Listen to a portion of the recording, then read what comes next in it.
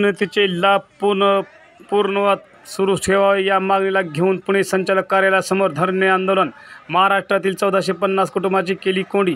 महाराष्ट्रात 1450 प्राध्यापकांनी एम.फिल अर्थधारकाचे सेवांतर्गत पदोन्नतीचे लाभ सुरू करावे यासाठी स्वामी रामानंद तीर्थ मराठवाडा विद्यापीठ नांदेड अंतर्गत लातूर जिल्ह्यातून 350हून अधिक प्राध्यापक आंदोलनामध्ये सहभागी होते।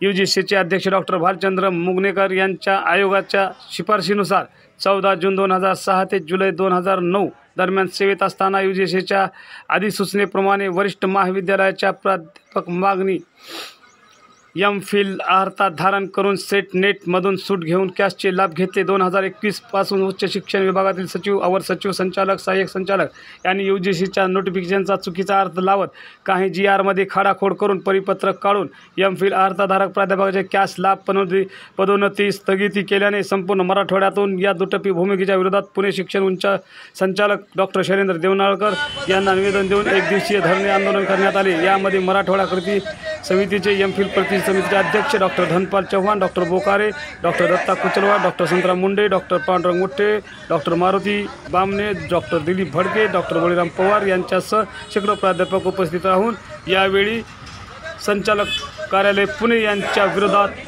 शासनाच्या विरोधात तीव्र घोषणाबाजी करून आंदोलन यशस्वी केले।